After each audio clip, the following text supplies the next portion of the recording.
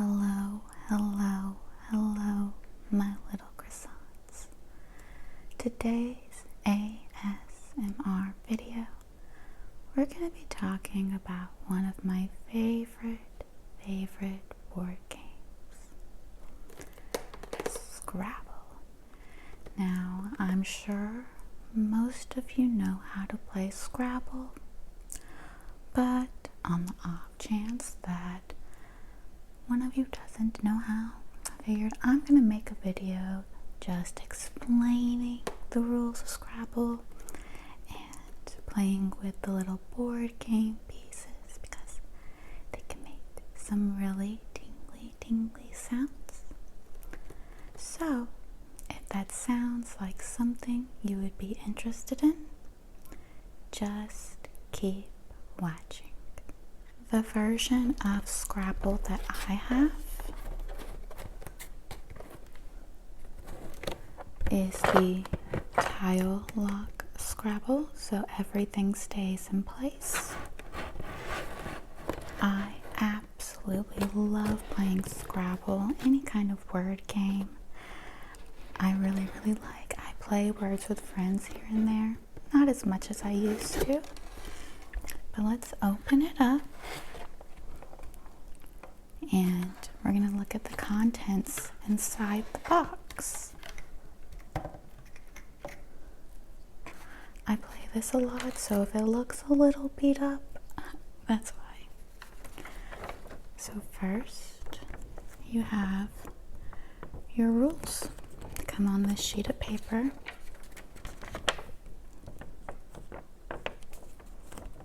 I pretty much know the rules by heart, so I don't really need that anymore.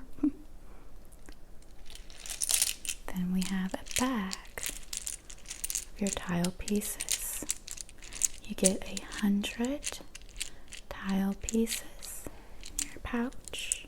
It's cinches like this for safekeeping, so none of your tiles fall out, which I have to be extra careful for because my very skinny cat, you guys have seen him, he's so thin. He will try to eat these. He tries to eat everything. He gets so mad at me when I don't let him eat actual plastic. I'm the worst. Then we have 4 tile containers. I'm not sure the proper name. It's what you put in front of you and you put your tiles in. Let's see, maybe the rule sheet will tell me what the actual name of it is. It's a tile rack. That makes way more sense than what I said. But yep, you get 4. So you can play up to 4 players in Scrabble. The main part. This is your game board where the magic happens. So this is all the contents of the box. It's pretty easy to keep up with, not too many bits and pieces besides the tile pieces. They can be a bit easy to lose, but that's why I have the tile lock, because I'm a bit clumsy. And Scrabble is just a game of words. It's a great game to build your vocabulary. I guess in a way, I wouldn't say it's educational, but it helps your brain. It's a brain game. So the object of the game, like most board games, is to win. But you want to have the most points at the end of the game. So I'm going to explain the scoring system. If you look at this board, you'll see there's various colors on the board. We have red, pink, blue, and your basic beige, but the beige is just boring.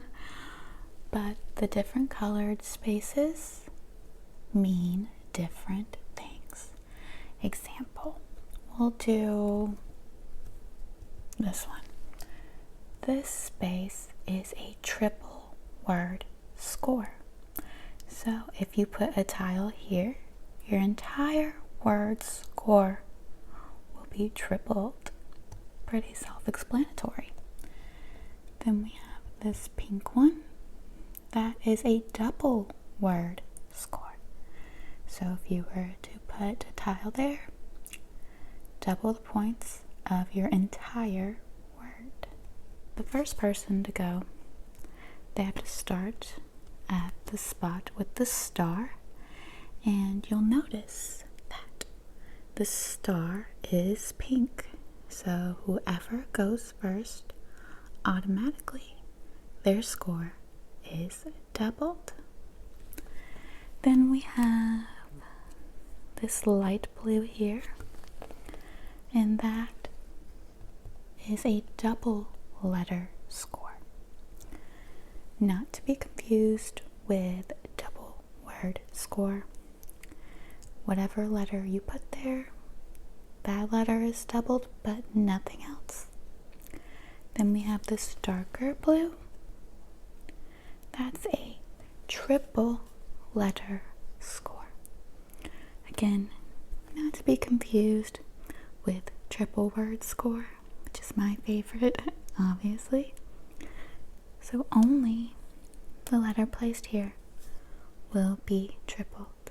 Now, if you're wondering, can I place tiles on more than one bonus area? The answer is yes. In fact, that's what you want to do. As far as building words, you can go horizontal, vertical, or parallel. Parallel tends to get a lot of points, at least when I do it, because you can make several different words. Like to remember about Scrabble, it's not always the length of the word. Sometimes it's just about putting the exact right letter in the exact right spots.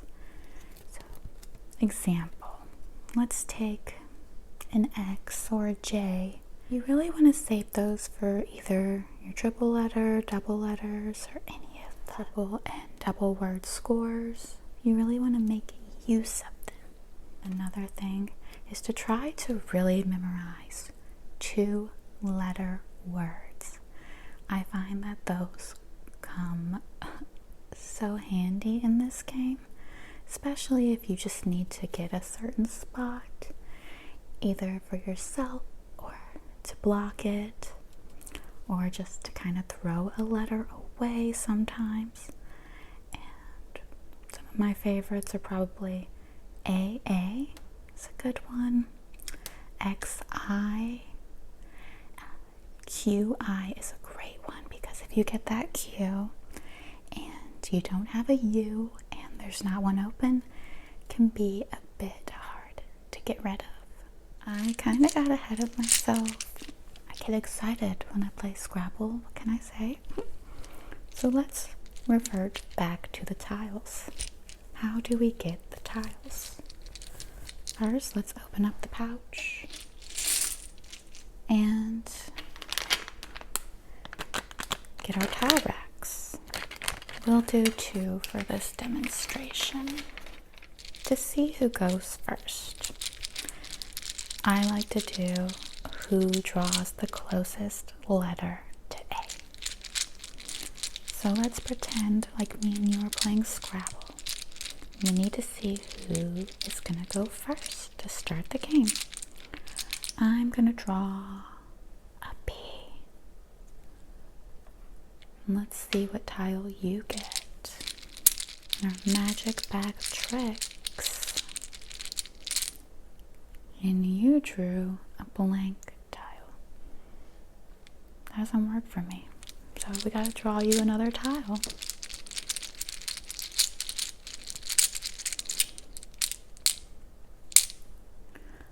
A G, which means you would go first.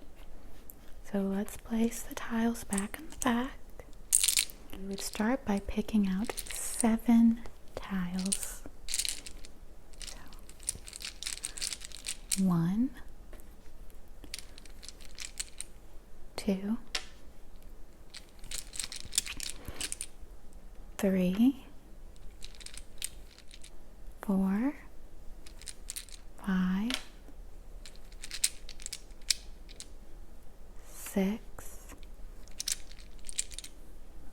7. 7 tiles. And you would place them on your tile rack, like so. These are awful letters. Really bad.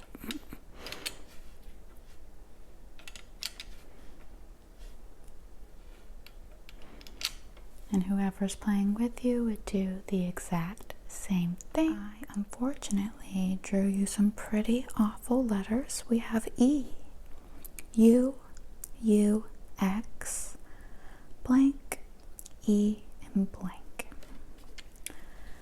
Since I drew 2 of them, let's discuss the blank tiles. Blank tiles are really, really handy. You can make this tile whatever letter you want. And for the rest of the game, that tile is that letter. Seems pretty awesome, right?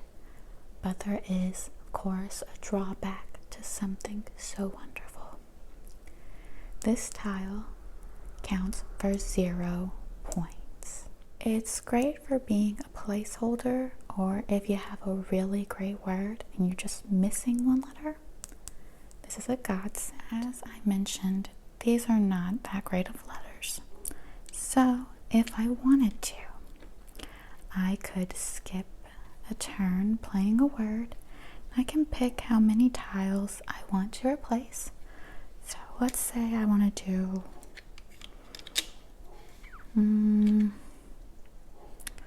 just 2. I would say I'm going to change my letters, place 2 in,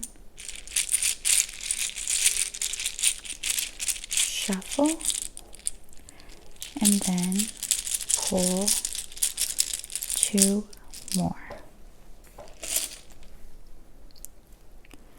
And I got an H and an O. And that would be my turn. It would go to the next player to play their word. Now that I have better letters, let's say I'm able to use all of them in one single word. That means I would get a bingo, so I'd get all the points for that word, and then an extra 50 added points. Here's where my family plays Scrabble a little bit differently than the rules challenges. My family, we tend to just play words, and if it's not a word, it's a oopsie, and you can keep trying. But regular Scrabble, you place a word, and let's say someone challenges it, okay? That means you both are going to look up that word in the dictionary to see if it's a real word or not, an acceptable word to play. And let's say it is. Whoever challenged you loses their next turn, but if it's not, you have to take your tiles back and you lose your turn to end the game. So you're going through, you're placing words, you're making big moves. We're getting towards the end. The tile back is getting light. You keep playing until all playable tiles are on the board. You may be left over with some that you can't place anywhere. Whatever tiles are left over, you have to deduct those tiles from your score. And at the very end, whoever has the highest score will reign supreme. And that's how you play Scrabble, one of my favorite games of all time. We're gonna wrap it up there. I'm probably about to take my niece to Chuck E. Cheese, so that should be fun. I hope that you're all having an amazing, amazing day. I love you all so, so, so much. And I'll see you